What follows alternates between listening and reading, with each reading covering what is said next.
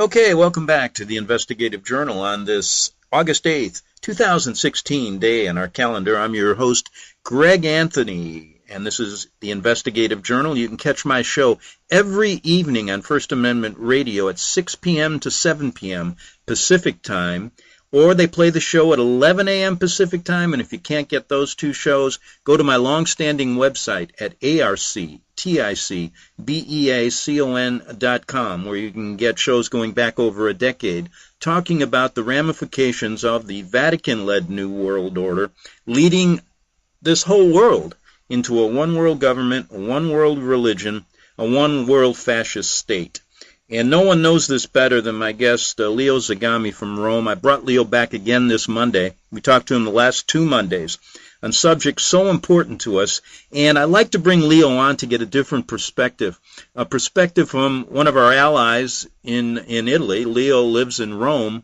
And boy, when we start looking at some of the world events through the eyes of Leo and what's going on in Italy, we can really see what's happening in America. And I'm convinced of that. And the reason I say that is one of the biggest issues confronting Americans right now, and we see it played out daily in the presidential elections, is the illegal immigration into our country.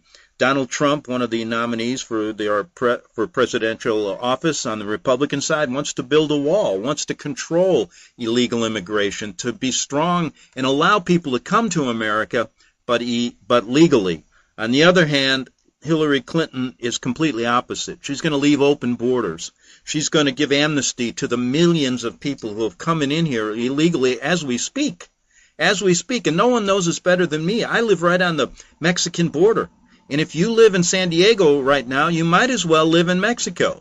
No one speaks English anymore. The parks are overrun by people who, basically many of them, and I ask questions, they don't want to even talk about whether they're legal or illegal. And so we have been inundated in this country with illegal immigration, taking our jobs, making it unsafe. And just today, another story of a man killed by an illegal immigrant. It goes on and on and on. So what I thought I'd start with Leo, because this issue is important to him. I might want to mention, too, that Leo and some of his friends have started a website called Italians for Trump. But let me just read you a statistic here. In 2016, illegal immigration in Italy has increased by 43%. They're coming through the borders like a sieve. Now, the left-wing Italian government also took the extraordinary step of decriminalizing illegal immigration, which means, among other things, that none of the boat people are arrested once on dry land. And in Italy, you have this massive influx of people coming on boats, the Italians having to save many of these people, and instead they are taken to a central area for identification and a decision of their destinies. In theory, only those who identify themselves and claim political asylum can remain in Italy until their application is refused, or if it is accepted, indefinitely. Now, what happens is many of these people just disappear, and it is basically a huge problem. The question of making these people illegal or amnesty can only be adjudicated in Italy. But many of these people just disappear because of the open borders in the EU. Now, I'm going to let Leo talk about this because he knows it quite well. He sees it on the streets of Italy every day. And this is what you have coming, Americans, at even a bigger scale if we do not close our borders. Your thoughts on this, Leo?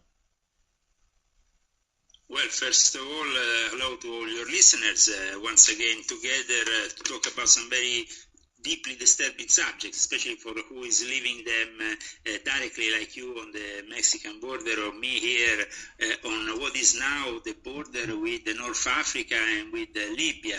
What ISIS is basically doing is flooding with immigrants our system, so they can get it to collapse, because these people, they don't really get sent back in any way. They instead stay here. They get financed by the EU, who sends an amount of money to the Italian government to keep them from the European Central Finance Board.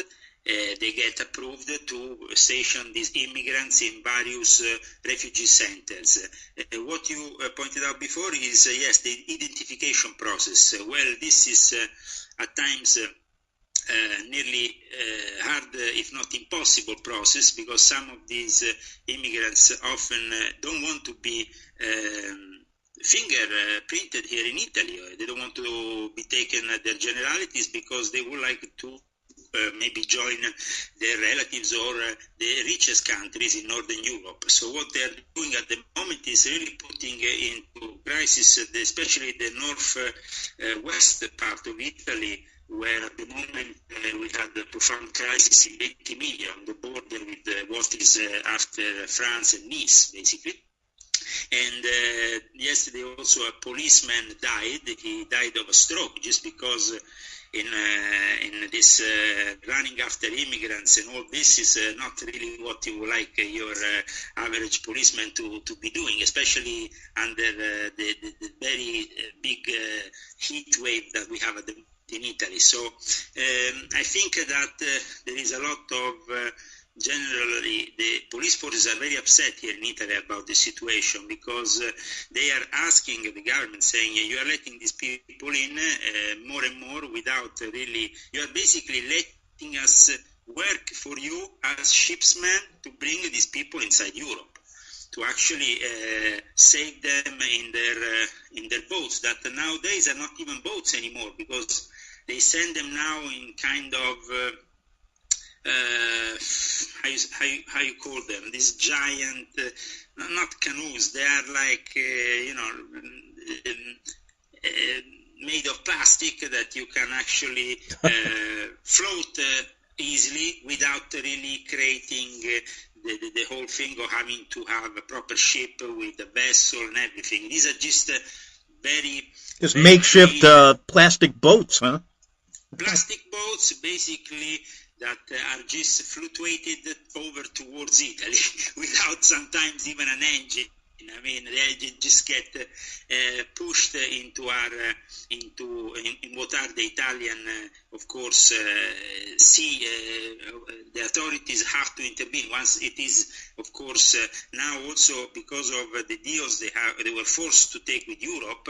Italy has to function as the kind of coast guard for all the area which goes just 40 miles off Libya onwards, because at that point, in international waters, they have established some treaty in Brussels that forces Italy to participate to this program and literally pick up all these immigrants and bring them to the Italian shores. Now, this is creating, of course, a lot of chaos. It's creating a lot of diseases, even in some parts of Italy, some problem with sicknesses, illnesses that were long gone, like meningitis or some obscure form of sickness from Africa. Is now possible to actually, if you are in these cities where these immigrants get brought and you are maybe just living in front of one of these centers, you can really risk a lot. In fact, there is in Rome at the moment part of these immigrants who are literally sleeping in open air, who have taken over entire streets. And the neighbors, of course, complain to the government. But they seem like the government is not only tolerating, but it's just telling them that they have to stay maybe for a period of time in those streets. Of course, then the winter will come and they will maybe be put in a refugee center. Now, 50% of the refugee centers are in the hands of the Vatican. So the money that the European Union puts into this, of course, goes also in the pockets of the Vatican. That's why the Pope then not only tolerates it, but tries to incentivize this immigration by saying that we have to embrace the immigrants. Then the other 50% of the centers in Italy is in the hands of the PD, which is the Democrat Party. And so the Democrat Party, together with the Vatican, are splitting these great earnings that arrive from the money that pours in from the European Union. So this is basically, there is a lot of economical interest around the whole thing. So while the majority of people is trying to oppose, the problem of having maybe these refugees outdoors near their houses or occupying, squatting into buildings, then there is the large interest that these people have in regards to the money that goes, of course, to finance the Democrat Party and the Vatican. So it's quite incredible, but imagine this, Greg. If I'm an immigrant and I'm in Africa, and I find myself in Libya and want to come to Italy, part of the money that I will generate myself will go to ISIS. Another part will go to the Vatican. And another part will, of course, finance these corrupt politicians and the refugee centers who work for the European Union. Can I ask you a question, though, and maybe you can answer this? Here in America, a number of people... If I made myself clear, yes. It's just outrageous what's happening. So basically here, all this money is generating more terrorism because the immigrants are paying large quantities of money, all the earnings of their families to join these boats. That gotcha. I understand. So to Sicily. Right, and then the money goes to terrorism, correct? Terrorism, of course, weapons, terrorism, ISIS is just there. They are actually dealing themselves. It's been now, finally, in the last, I've been writing this in my books already, in volume 1 of my Confessions, in Pope Francis the Last Pope, already about ISIS dealing with the immigration process also to make money. And now, finally, the Italian media is starting to admit that this is happening. So it's in the last week or so that really this whole thing is exploding even more with people start wondering why the European Union doesn't take tougher measures, especially against these people who are organizing all this business and that are, of course, linked to ISIS. Of course, the truth, Greg, we know that ISIS is a creation of these people, so they will not persecute themselves. This is just a big globalist business, and what they have said also in an article on L'Espresso, you know L'Espresso? Exactly. L'Espresso. It's a famous weekly paper that comes out in Italy, and they have written an article about the fact that by 2050, if we don't have these immigrants, the Italian nation will die out because we are not making enough kids. Exactly. And, here's the deal. And explain this, Leo, because you know better than anyone. The Pope and the Vatican will come out outwardly and say, we are against ISIS. But in fact, don't their policies support them? And basically, with decriminalizing illegal immigration by your government, all are working together to, in fact, create this destabilization to where, in fact, Muslims will take over Italy by the year 2050, correct? Correct, because it seems like the more this crisis deepens, and we're talking about first the Lehman Brothers crisis from 2008 going into a never-ending crisis here in Italy more than any other place. Of course, we had Greece, which is worst, but we know that what kind of problems Greece has. In any case, we are on the verge of becoming another Greece if we give up on what we're doing, because Germany is literally threatening us with Angela Merkel saying you have to operate in a certain way. If not, you have to actually give us your banking system. We have to control it ourselves. The Germans want to literally take over the banking system. This is it's a deal that, of course, it's not really totally not connected to the Vatican, because the Vatican itself has some very big connections with Germany, especially with J.P. Morgan in Frankfurt, especially because, as you know, there was a German Pope, and there is a German Pope, because for some, Ratzinger is still in charge of some aspects of the Vatican. Recently, Father Georg, in fact, admitted that this is a joint situation in which you have two popes, in which one is like the more meditative, the one who is praying, and the other one is the one who is acting. So this is enlarged papacy with two popes. In any case, Ratzinger was never close to the Islamic religion, and actually he condemned the Islamic religion. And maybe this was one of the reasons why at the end he had to really give up his position in order to get somebody like Bergoglio, who has always been openly close to the Islamic faith. Even since his time as cardinal, when, as you remember, we went even on the radio in those days, and Ratzinger did his speech at Ratisburg about the Islam being not a peaceful religion, and chaos exploded worldwide, if you remember, no? Mm-hmm. After the statement of Ratzinger. Well, in those days, actually, the spokesperson for Bergoglio in Argentina condemned Ratzinger for action. So here we have the situation in which the Jesuits are openly promoting this immigration policy and getting the European politicians to embrace it completely. And this left wing, the situation is, I was listening actually this morning to something that really made me think about the situation. You remember in those days in which you were in Italy, for a young person to be transgressive, to be revolutionary, was to embrace Che Guevara and the communist ideal. You remember that? Oh, yeah. Yes, definitely. Okay. Now, what they have managed to do, these people, in their laboratories of psychological operations and mind control, has been to shift the whole thing with Islam.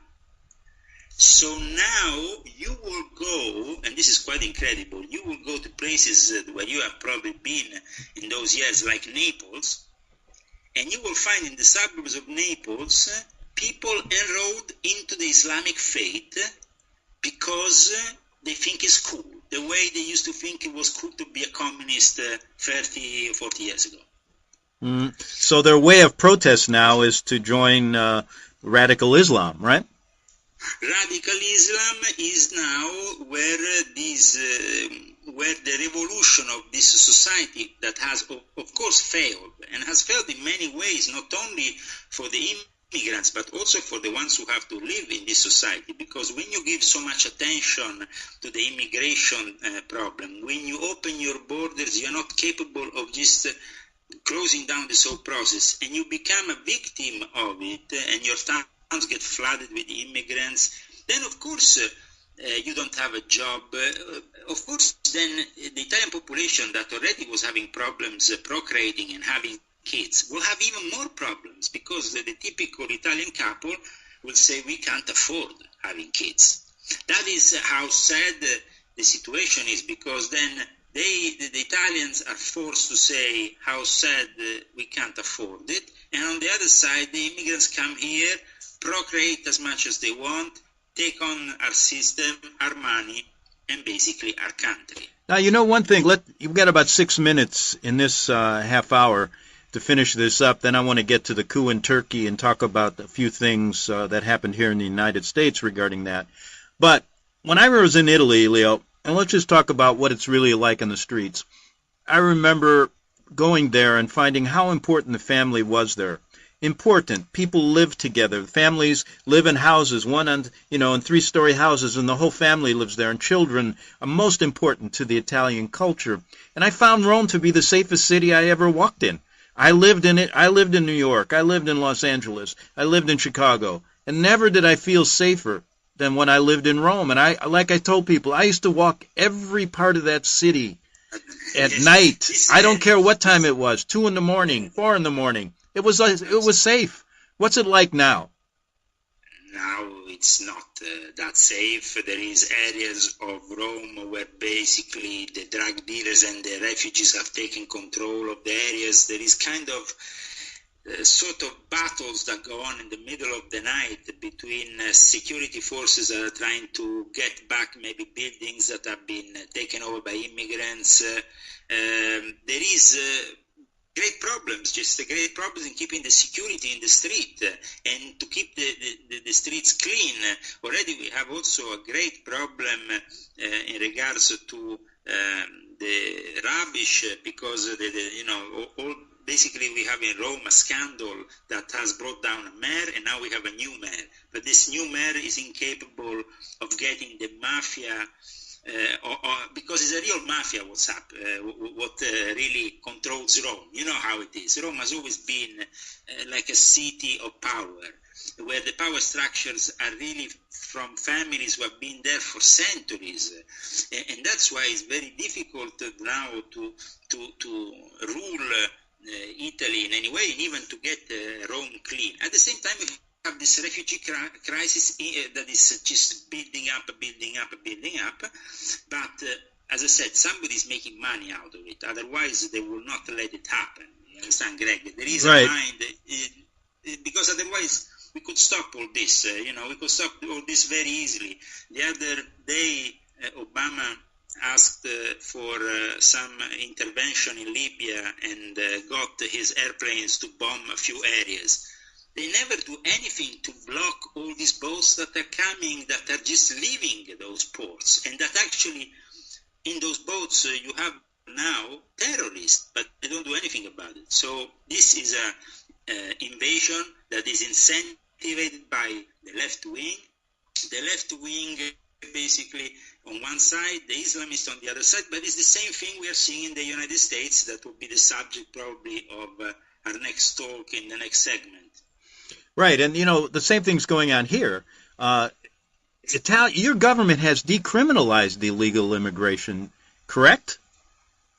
Decriminalized, and also in a way, as I said, is incentivizing these boat desperates to just leave their shores on these small boats and try to arrive to Italy all year round. While before, for a number of years, this kind of thing happened only in the summer months, where you actually can arrive more easily to Sicily.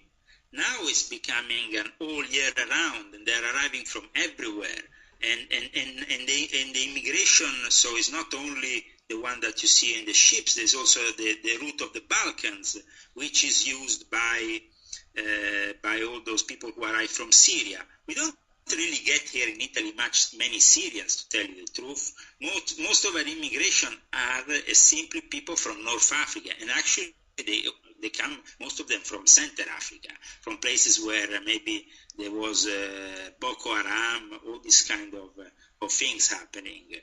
So we are in a situation which is very tragic. I think if there is not a policy of reinstating immediately a closed border with these countries, we risk the absolute collapse of this. And it's very sad to hear from you, who have been in Rome many years ago, how beautiful and how safe the city was compared to what it is now.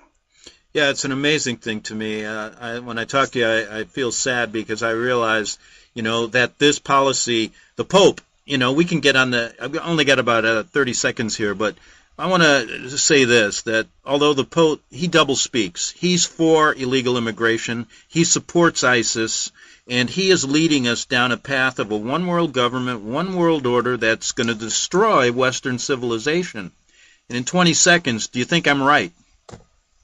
You're completely right, and I don't think we will be able to stop it, because these people are the new world order, and they are all powerful, and they eliminate very easily their opponents using the banking system, which is in their hands. Let's not forget that. All right, Leo, let's take a break here. I'm going to come back in the next half hour, talk a little bit about the coup in Turkey and other events surrounding that with Leo Zagami from Rome, back in 3 minutes on the Investigative Journal. The book of Revelation says, "The spirit of prophecy is the testimony of Jesus Christ." This is at the very heart of FirstAmendmentRadio.com. In that spirit, we have created the Prophecy Reality News app for all of your mobile devices, streaming First Amendment Radio 24 hours a day, 7 days a week. Available for your Apple, Android device, and smartphone, absolutely free. Get the Prophecy Reality News app installed today, so you can listen to First Amendment Radio wherever you are. The Prophecy Reality News app. Get it now.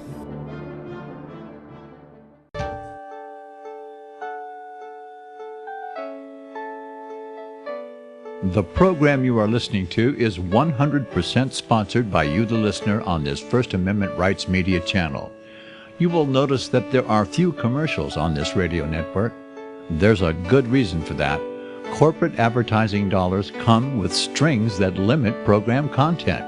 So without your help, these programs cannot continue on internet or our several affiliates. If you benefit by the educational law programs, we ask you to give. If you are admonished or nurtured by the Bible and ministry programs, we ask you to give. If some voice a cause that you are passionate about, we ask you to give. If you believe in any of these, we ask you to support them as you would a missionary on a continual basis, as if giving a tithe for missionary radio. These programs are not commercially viable and must be supported by those faithful to the cause of truth.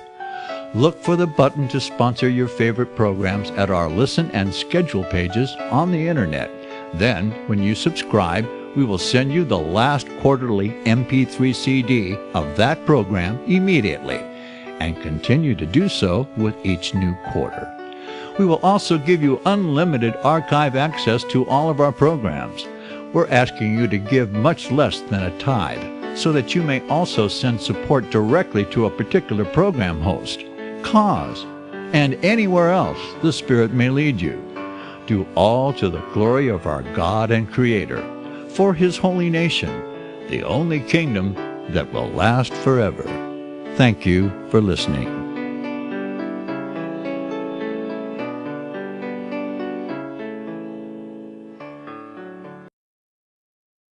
Since the beginning of time, kings have sought it, nations have fought for it. It has been traded, it has been borrowed, it has been purchased, it has been stolen. There's a reason for it. To secure the blessings of liberty to ourselves and to our posterity, invest with the security of gold and silver. Call Discount Gold and Silver Trading at 1-800-375-4188 or visit discountgoldandsilvertrading.net. Listen to Financial Survival with your host Melody Cedarstrom right here on FirstAmendmentRadio.com at 4 p.m. Eastern or 1 p.m. Pacific Time. Visit discountgoldandsilvertrading.net or call Discount Gold and Silver Trading at 1-800-375-4188. Toll free 1-800-375-4188. Okay, we're back on the Investigative Journal for our second half hour, and I want to get right back to Leo Zagami in Rome. We just talked about the illegal immigration problem and really what it's doing to Italy. And Americans, the same thing's happening here. It's a complete takeover, or a beginning of a takeover of Western civilization. And this is basically the New World Order plan, and you bet the Pope backs it up, and many, many other leaders around the world.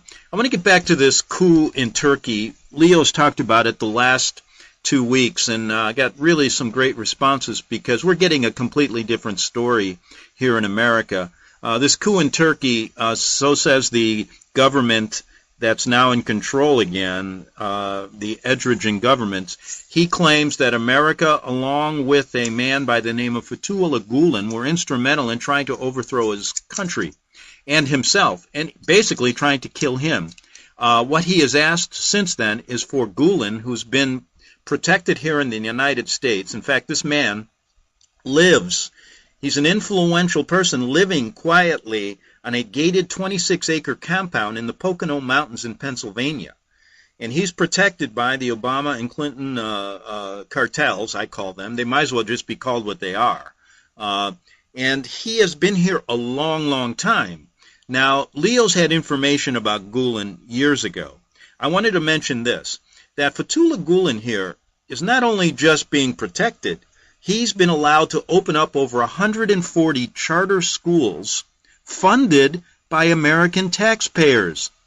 Now, I believe these schools aren't being used but for one thing, and that is to circumvent and to bring about radical Islam in this country as an undercover movement. Leo, your thoughts on Gulen, this whole thing in Turkey? Straighten us out on it, on really what's going on. Well, we started talking about Gulen 10 years ago when we first met. At the time, actually, I used to be involved with the Gulen movement because the first wife I had was actually part of this movement. And my first wife was involved with Gulen, and so I kind of supported her initially in this thing, though I couldn't really understand how bad this sect was, because it is a sect until I really got married and then discovered gradually that it was a very powerful group that, like Erdogan recently said, kind of overlaps a bit in the style what the P2 used to be in Italy.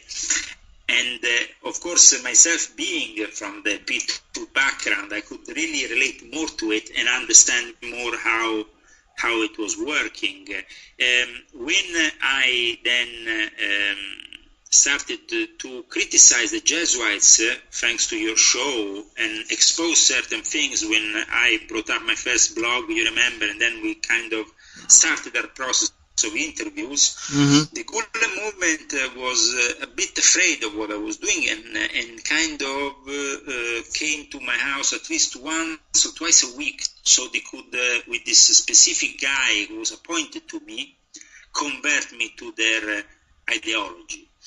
Then one day I was invited in 2006 or 7, I think 7 at that point, beginning of 2007, to a meeting in which this Jesuit, Thomas Michel, showed up. And this Jesuit, who had just wrote the preface, forward for Gulen's book, this Thomas Michel, who is one of Georgetown senior fellows, it's an important guy in the Jesuit community, because at the time he was the Secretary for Interreligious Affairs of Borgo Santo Spirito, of the Jesuit headquarters. And so I found myself suddenly with this Jesuit link, and I also started finding myself gradually more and more pressured by the Gulen movement to leave and let go of my revelations, of my work. They even came to my house literally saying, we know the government here is taking notes of everything you're doing, this and that, and because they were very close also with the Norwegian government, as many other governments. Yeah, you were in Norway at the time, right? Yes, in Norway. And in Norway, they have a school. They have actually more than a school. They have basically a whole organization that is thriving there in the northern European country, one of the richest countries in Europe. And of course, they have a huge organization, a large organization, very big, based in Germany. Because as you know, Germany has the largest Turkish community in Europe, with I think over 1 million Turks live in Germany today. Now, what happened though was that I opposed all this.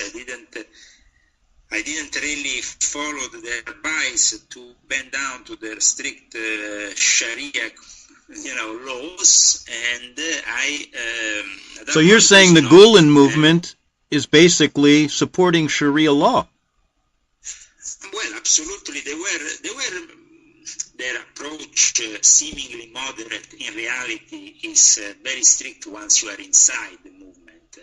They tend to present themselves as very moderate in the outside, while they're very, very fundamentalist in the inside. So at one point, when they saw they couldn't convert me and I couldn't really, accept Fethullah Gulen as my master, then they took my son from me, and from them I never saw him again. My son is in the hands of the Gulen movement since then.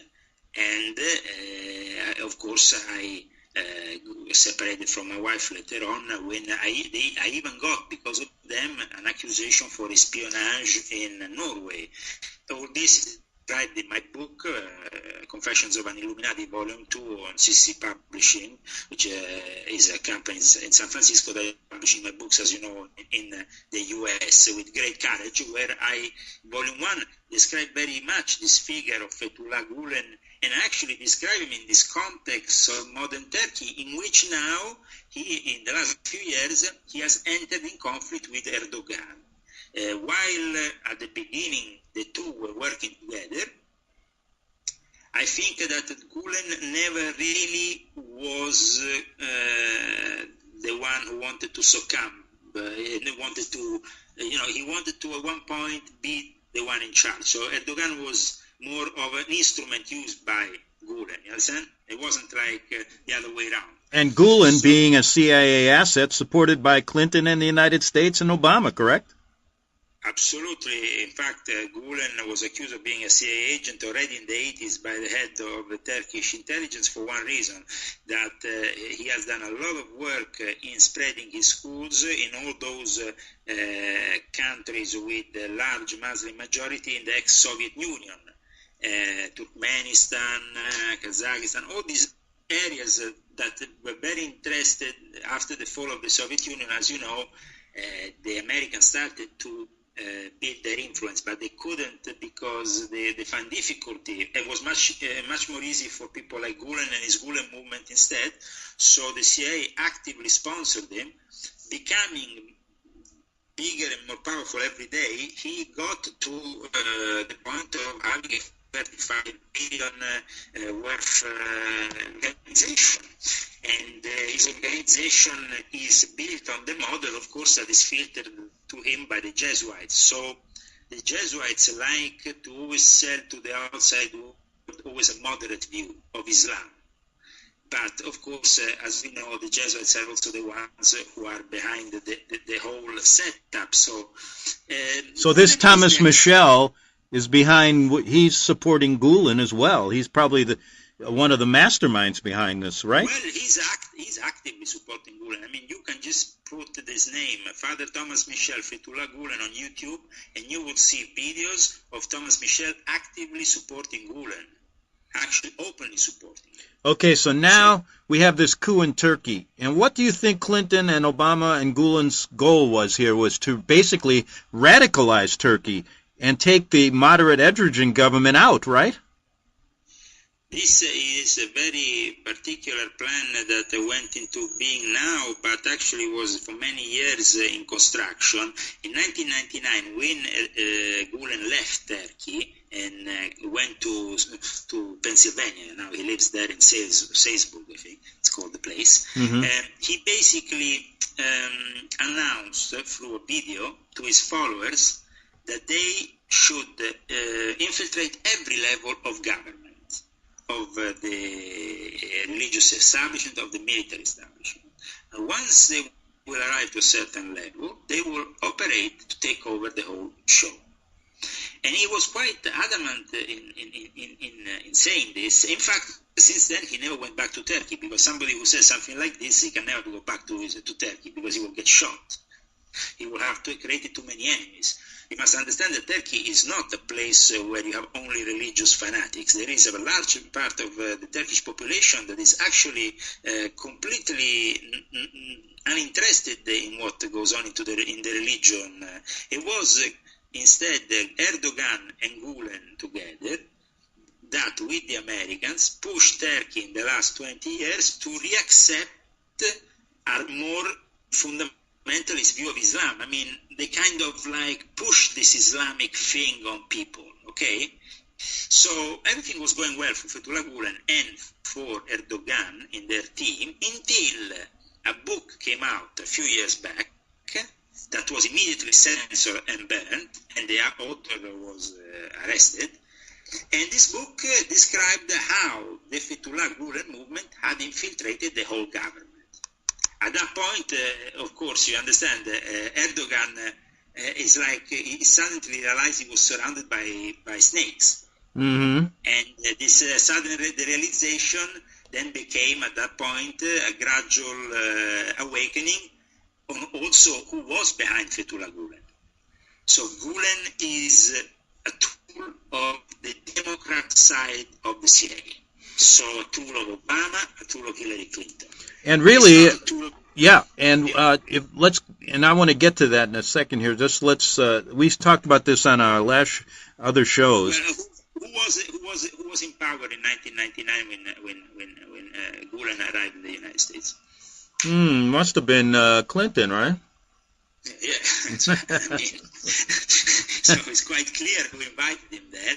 It's obvious now that Kerry is trying to defend Gulen in every way possible, saying to Erdogan, you have to show the evidence. But tomorrow, Erdogan is in Russia with Vladimir Putin. Tomorrow being, for those who are listening to us maybe in a record, is the 9th of August. So on the 9th of August, they will meet together, these two great statesmen, and it was actually Putin who saved the ass of Erdogan. So he's obviously very, very thankful for that. Yeah, Putin had basically tipped him off of this coup, and Erdogan just luckily got out on his plane before he was killed, right? It happened basically that he was in his house, summer holiday house. He had to leave within 15 minutes, otherwise he would be killed there. He managed to leave. He was at one point brought to and went on a plane. This plane could have easily been put down by the jets, because at that point there was at least 4 fighters, air fighters that were Turkish and that were in the ready. They could have really put down Erdogan in 1 second, just by, but this didn't happen because, of course, like I said in the last episode, if I don't get it wrong, Putin protected him and threatened with his own aviation, with his own air force, the Turkish air force, saying nobody can touch this plane. So they are protected by Russia. And Russia, of course, being one of the most powerful countries on the planet, nobody wants to go against Russia, not even the United States, who, with Obama and Hillary Clinton, had arranged the whole thing. And gradually, in that night, had to kind of back off on every relations at the U.S. State Department and in the CIA at the moment. They should be ashamed of themselves. They didn't manage to do something that, as we know, is always a specialty of the Republicans. A good coup can only be organized by a Republican party. You know something? Let's look at this story and then move to the United States now, where Erdogan is and what he's doing here. But this, I've said this a long since. You mean Fethullah Gulen? Oh, Fethullah Gulen. Excuse me. Yeah. So we have just let me explain this a minute for the people listening. We have what you've told us is basically what Turkey is a firewall to radical Islam in its state prior to this coup, what Clinton and Obama were trying to do, and break down that firewall, because Turkey was basically kind of our last stronghold to protect Europe, to protect other places from radical Islam. But with Clinton's involvement with the Gulen movement, which you have established, and also the Pope's involvement through Thomas Michel and the Jesuits, we see a concerted effort here to spread radical Islam into Turkey, destabilize our military base there. Now, since this story broke, we brought up again a big, huge story broke, and you probably heard about it, regarding us paying $400 million ransom to Iran to get our hostages. Now, what happens is we've entered into a deal with Iran to give them $150 billion for this crazy nuclear deal that we're supposedly to keep control of them, which I think will just manufacture nuclear weapons quicker. Now we give them this money, which we didn't have to do. We didn't have to do that. We could have kept it, because there have been court cases in the United States which say that Iran owes victims of their terrorism, of our people's terrorism here, people who have been affected by it, $43 billion. He could have easily given it to those people, but he chooses to give it in basically euros, Swiss francs, unmarked money, sends it on a plane, just like drug dealers would do, and you know that money's going to either go into their pockets and for terrorism. I have said a long time ago, the actions of Clinton and Obama, with all of these things, the Turkey coup included, he should be removed as a traitor. They are trying to destabilize America, and what happens? They protect the man who you have proven is a radical Islamist, and he lives like a king on a 26-acre compound. We're funding 140 schools. What are they doing to our country, Leo? Tell them. Will you tell people to wake up? Well, they want to destroy Christianity, and they want to establish a one-world religion in which, of course, Islam is one of the strongest parts of this one-world religion. In fact, this Chrislam, which is being created with the approval of Pope Francis, this mixing up Christian and Islamic elements, and who knows what else, because this was also what John Paul II did from that first meeting, as you remember, in Assisi back in the days, this coming of something that is not anymore a Christian belief, but is something of an hybrid, which in the end leads us to Satanism. Because when you start destroying the sacrality of each faith, in the end you are left with relativism, you are left with nothing, you are left with materialism. And so Satanism is also something that is becoming very strong in the U.S. With the Satanic Temple doing a lot of lobbying activities and a lot of events. I heard recently even the Donald Trump group in the U.S. published something about the fact that the Satanic Temple is now going to probably have satanic lessons at elementary school, something in some states in the U.S.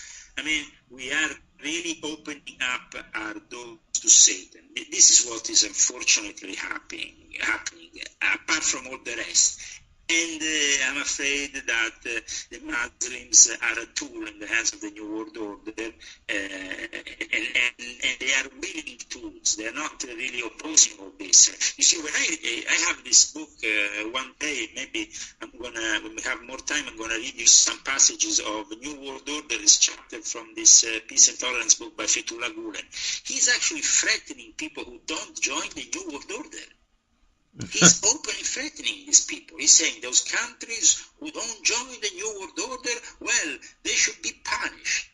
And they don't know, blah, blah. And there is a whole chapter that goes on like this. I mean, this guy is not only embracing, but he's one of the main promoters of the New World Order in the Islamic world. And he's living here, protected by our leaders. But of course, because that the role of the U.S. has in the New World Order, and of course, if you see who invited him there, Clinton, part of the Democrats, the left-wingers, and on the other side, the Islamists. This is really what mondialism is all about. Will we be able to stop all this?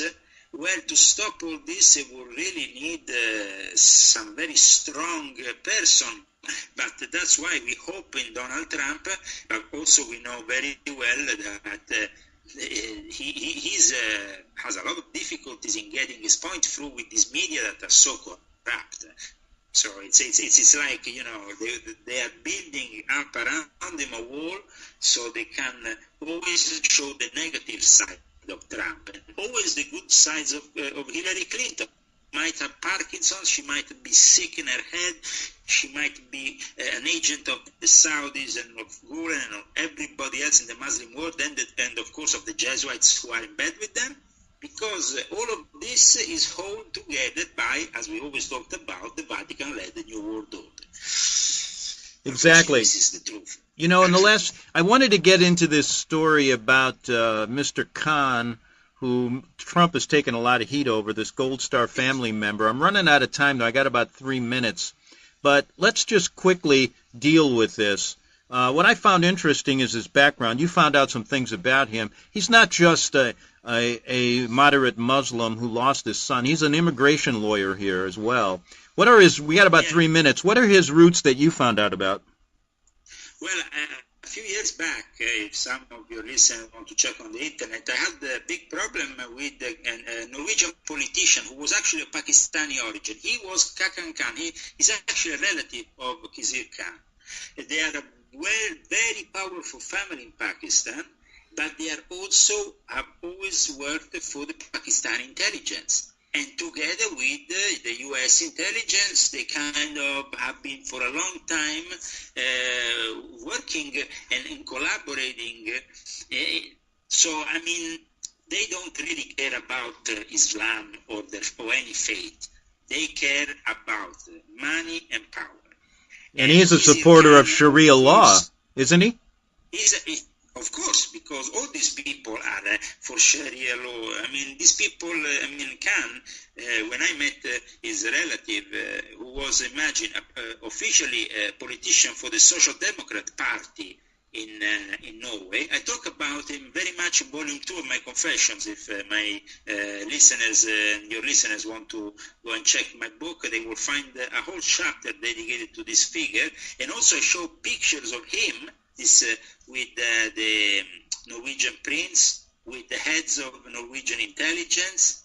They are tools of the intelligence, these people. They would sell their own mothers, the Khans. They are a family that for power would do anything. So, of course, character assassination of Donald Trump was something they needed to do, and they unveiled it with this guy, the father of one of the few people of Muslim origin who died in that war. They could have called thousands of parents, Christian parents. They decided to instead, the Democrats in their charade, which is becoming more and more obvious, embracing Islam as they are really. This is really our enemy nowadays. Is Islamo-communism, if you want to call them in this way.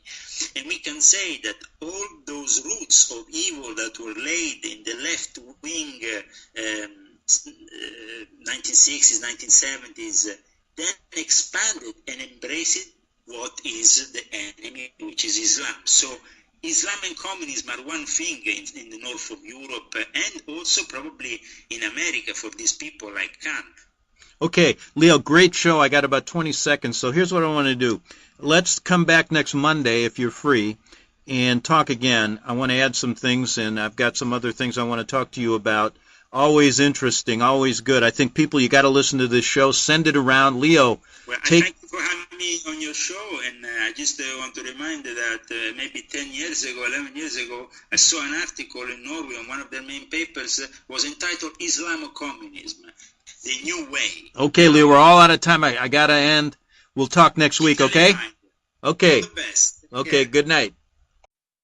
Visit crosstheborder.org, CROSS, crosstheborder.org, to get your print, EPUB, or PDF version of the book, The Rapture Will Be Canceled. That's crosstheborder.org. I know you all want answers, and believe me, so do I, and I'll do my best to get them. Despite Nicolas Cage's promise to do his best to get left behind rapture answers for us, don't hold your breath.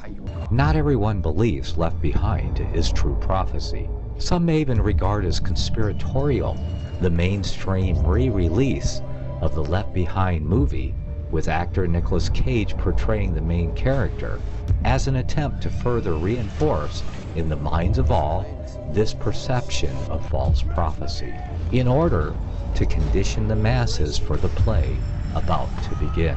If you want true Bible prophecy answers, get the book, The Rapture Will Be Canceled. The author exposes the Latin rapture origin, the 7-year tribulation deception, true Bible revelation of Daniel's 70 weeks, the abomination of desolation, the restrainer, America in the Revelation, the image of the beast and the mark of the beast, and the truth about God's chosen people, and so much more about Bible prophecy. This book will shatter the Left Behind paradigm of future events. Get the book, The Rapture Will Be Canceled. Visit crosstheborder.org, CROSS, crosstheborder.org, to get your print, EPUB, or PDF version of the book, The Rapture Will Be Canceled. That's crosstheborder.org.